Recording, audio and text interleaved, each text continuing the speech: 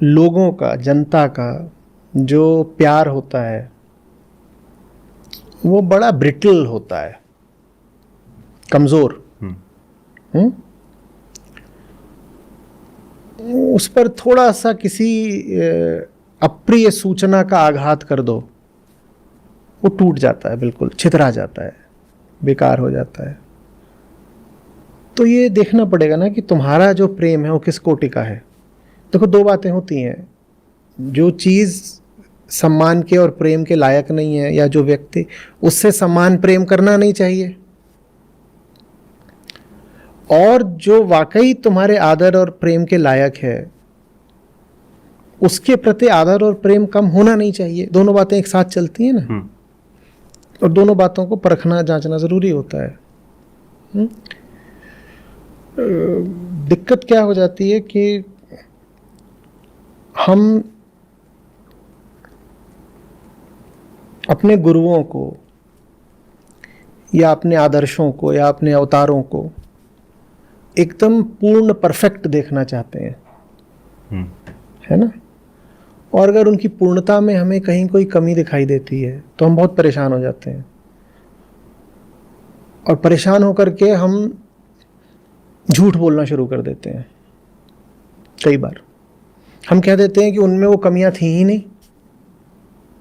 हम इतिहास को ही बदल डालते हैं, हम उनके चरित्र को ही एक आडंबर और पाखंड के तरीके से लिख देते हैं। जो कुछ उन्होंने करा या कहा होता है उसको हम छुपा देते हैं, और जैसा हम उनको देखना चाहते हैं वैसा हम उनको बना देते हैं अपनी छवि में, अपनी रचना में। तो ये तो झूठ हो गया, ये तो बेकार की बात है ना।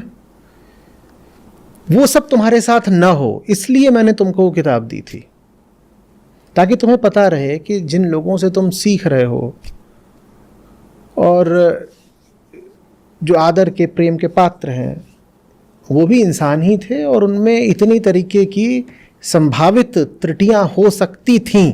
अब वो त्रुटियां थीं कि नहीं थी मुझे भी नहीं पता। किसी ने कोई किताब लिख दी थी, उस किताब में जो कुछ लिखा हुआ है उसमें कितनी सच्चाई है कौन जाने।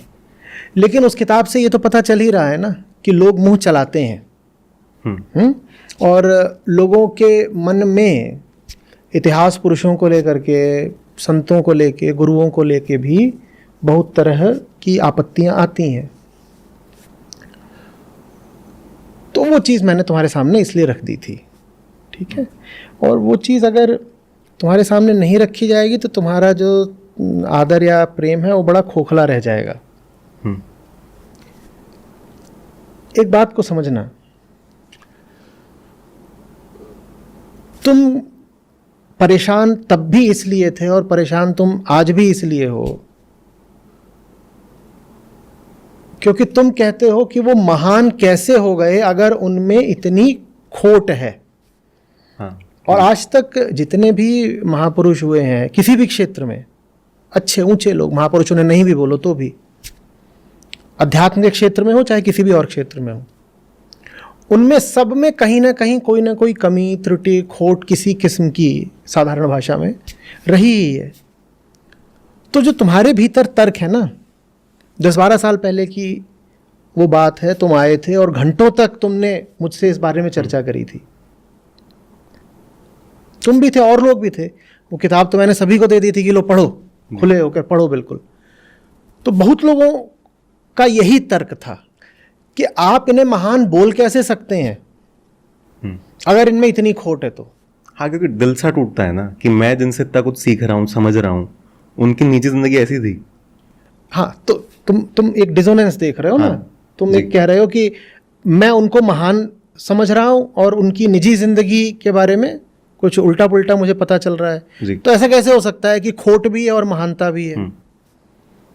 मैं तुम्हें जो समझाना चाहता था उस वक्त, तुम नए नए आए थे मेरे पास, वो यही था कि उनकी महानता और बढ़ नहीं जाती क्या अगर उन्होंने इन फ्लॉज के, इन त्रुटियों के बावजूद वो कर दिखाया जो उन्होंने करा।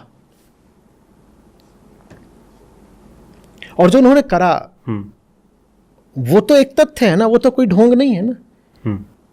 वो तो एक तथ्य है, वो तो ढोंग नहीं है। तो उन्होंने कुछ करके दिखाया और उनके भीतर मानवीय त्रुटियां थीं, तो क्या इस बात से उनकी महानता और बढ़ नहीं जाती? एक बात। दूसरी बात, क्या वो तुम्हारे लिए अब और ज्यादा रिलेटेबल नहीं हो जाते? रिस्पेक्टेबल होना हो, रिलेटेबल नहीं हो जाते? क्योंकि इतना तो जानते हो कि तुम में खोट है और तुम अपने सारे आदर्श पुरुषों को बना देते हो खोट मुक्त। कहते हो कि मैं फ्लॉड हूं और मेरे जितने भी रोल मॉडल्स हैं या गुरु हैं वो सब फ्लॉलेस होने चाहिए। अब तुम हो फ्लॉड और वो है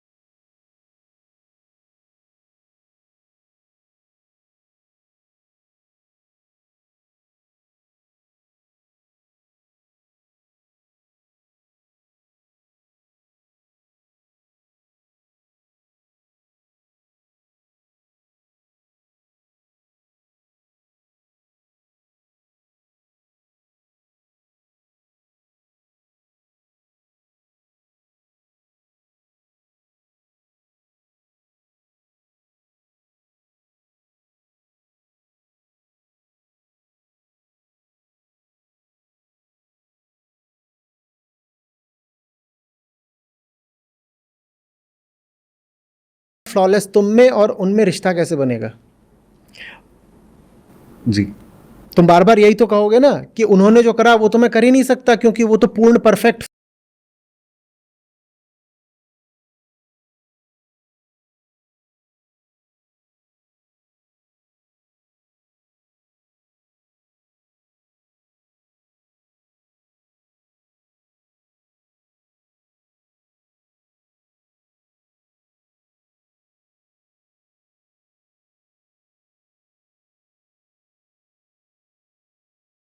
फ्लॉलेस है और मैं तो साधारण सा आम आदमी हूं, तो मैं तो गलतियां करूंगा ही। इस तरह से मेरी गलतियां सब जो हैं उनकी माफी हो गई।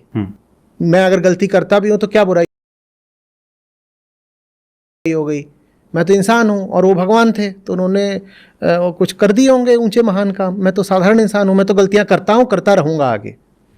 मैं कह रहा हूं तुम समझो कि जैसे तुम हो वैसे ही वो है। जैसे तुम में 1000 तरीके की प्राकृतिक गलतियां हैं, गुण दोष हैं, वो प्रकृति से